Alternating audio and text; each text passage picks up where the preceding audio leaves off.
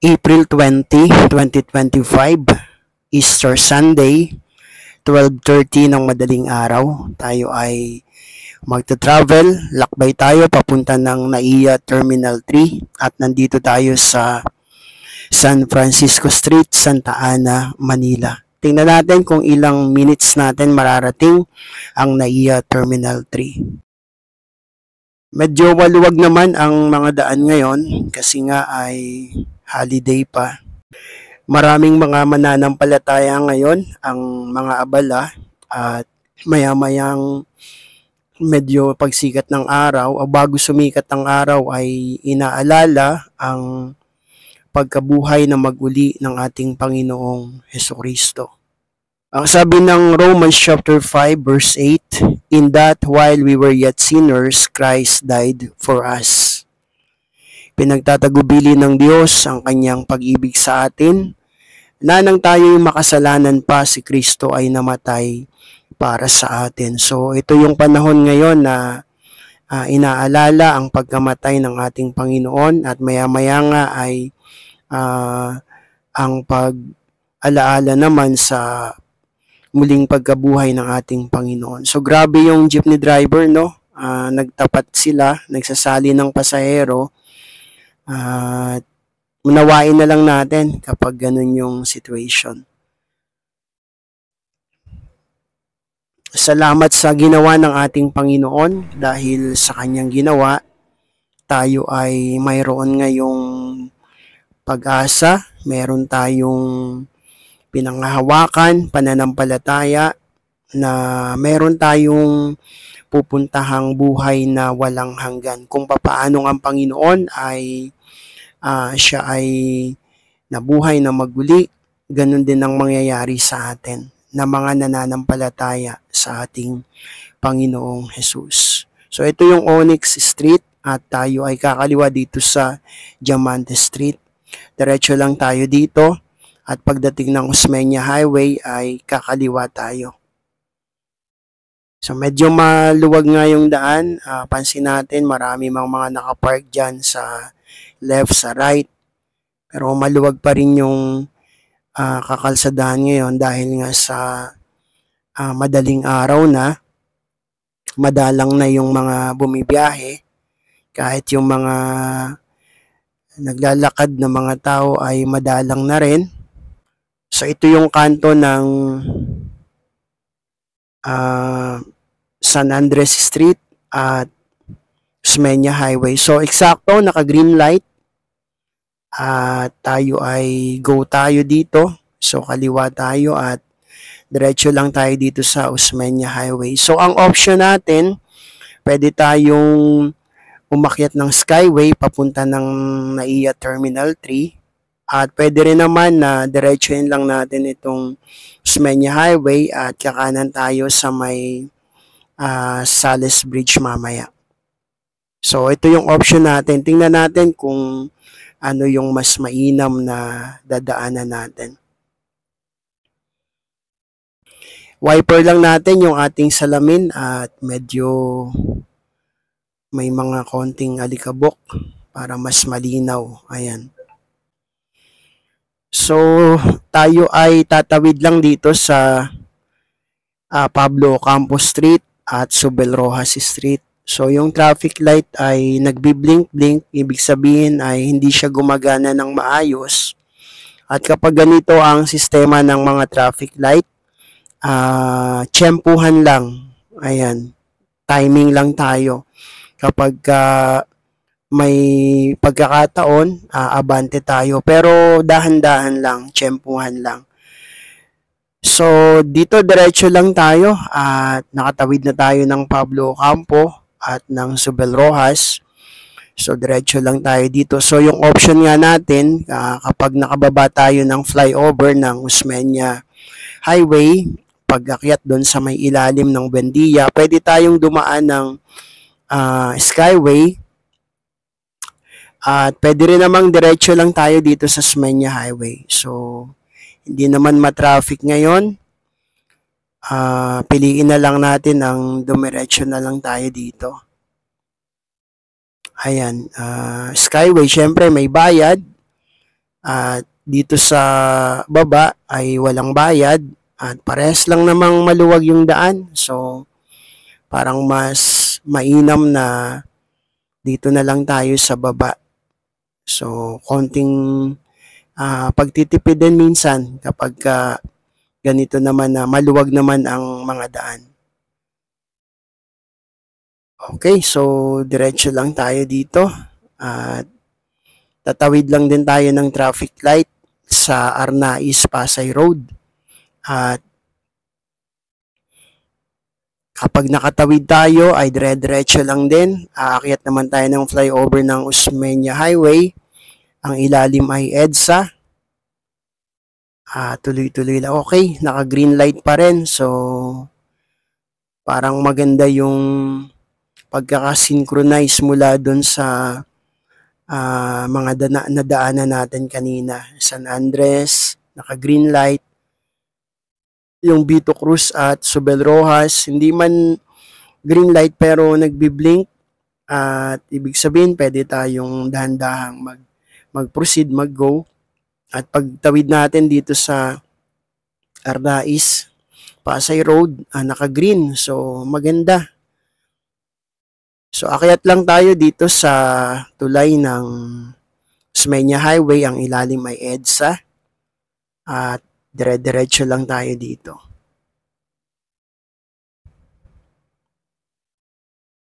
So, itong part na to, ginagawa siya ngayon. Ayan, kitang-kita natin. Medyo malubak ng konti, pero hindi naman malalaking lubak. So, ina-aspalto kasi yung karamihan mga kalsada ngayon. So, dito kapag paakyat na tayo, nagiging 2 lanes na lang dito. Pero dun sa bandang likuran, 3 lanes. Kaya, konting ingat tayo dito bago dumating ng taas ng flyover ng Osmeña Highway na ang ilalim ay EDSA Magallanes.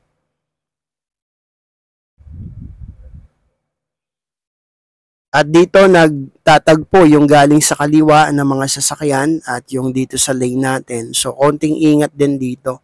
Doble ingat pala, hindi lang konti. Doble ingat. Etong part na to, dito sa bandang gitna, maraming lubak dyan. Ayan, kaya mas minamarapat natin na dito lang tayo sa gawing kaliwa. Yung gawing kanan na yan, sa gawing gitna, maraming lubak dyan hanggang sa pagkababa ng mga ilang metro. So, dito lang tayo sa kaliwa, medyo maganda yung kalsada dito. Pero kapag nakababa na tayo ng tuluyan dito sa tulay, pwede na tayong gumawi ng kanan since papunta tayo ng NAIA Terminal. Pero kung padiretso kayo ng Nichols, ng Slex, mas mainam na yung pinaka left lane, innermost left lane.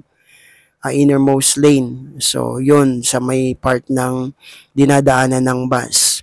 Pero since pupunta nga tayo ng NAIA Terminal, ay gagawin dito tayo sa kanan kasi kakanan tayo mamaya bago dumating ng Salis Bridge.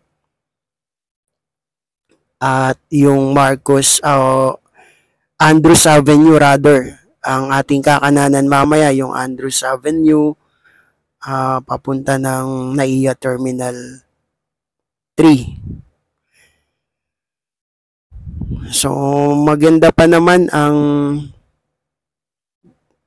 flow ng mga sasakyan. So, yung kanan na yan, paakyat ng Skyway pa rin yan. So, gawin na tayo dito sa kanan at kapag nandito na tayo sa malapit na sa paakyat ng bago mag-Salis Bridge, marami ding lubak dito, medyo malalaki. Kaya, ingat din tayo dito. Wag masyadong magpabilis ng takbo dito. Ayan. Nakikita natin yung mga semento na yan, ang mga nakalitaw. Medyo umbok yan. Yan. At kapag nadaanan ng gulong, talagang ramdam. So, since kakanan tayo, unti-unti, pakonti-konti yung pagkuha natin ng lane sa kanan. Wag magsuswerve ng delikado. So, pakonti-konti lang.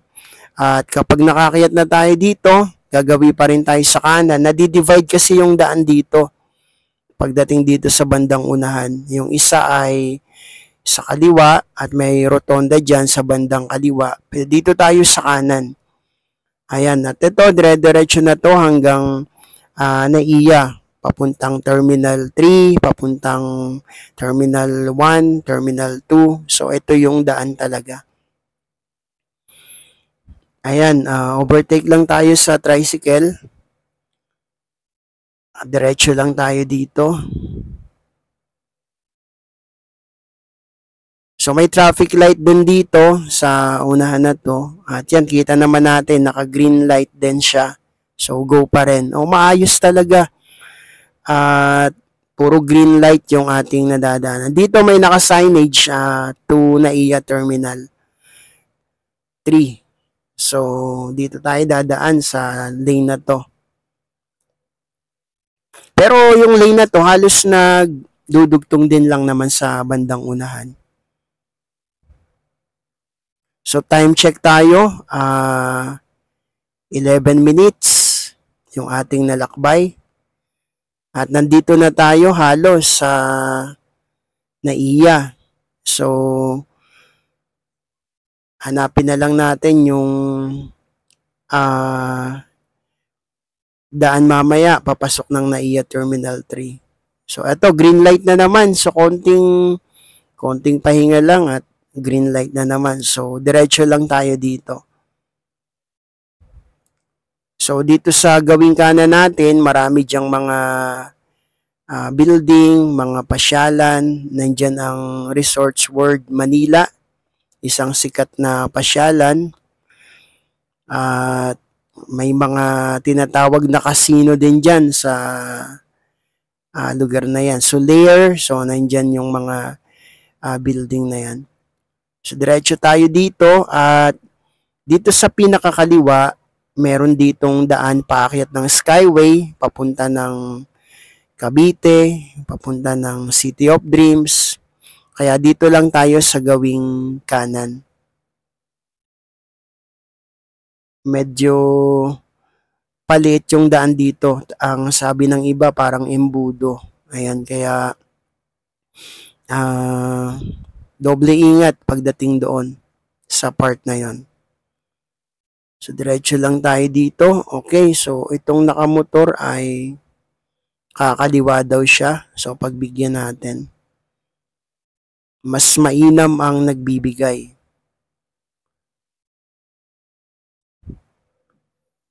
So, may U-turn kasi dyan sa bandang unahan. Siguro doon siya dadaan. Pero tayo, diretso lang tayo dito at kailangan lang nating umikot dun sa isang rotonda sa bandang unahan. At kapag nakaikot tayo doon ay malapit na ang entrance ng NAIA Terminal 3. Kung departure, kung arrival, so malapit lang doon.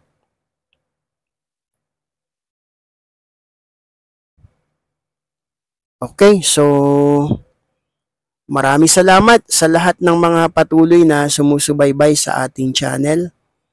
Sa mga nag-subscribe, sa mga nag-like, nag-comment, nag-share, at sa mga nakakapanood at magsusubscribe, maraming salamat. Ang Panginoong Diyos ang mag-bless sa ating lahat. So, ikot lang tayo dito sa rotonda.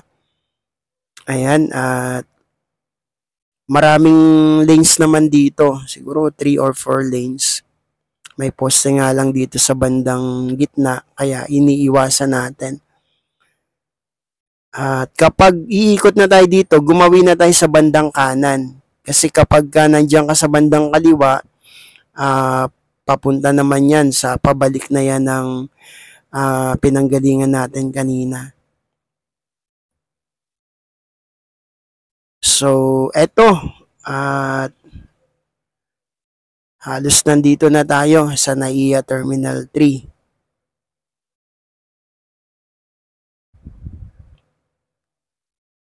Ayan, at may mga guard dito na nag-enforce. So, ayan, makikita natin, departure, arrival, since maghahatid tayo dito at sila ay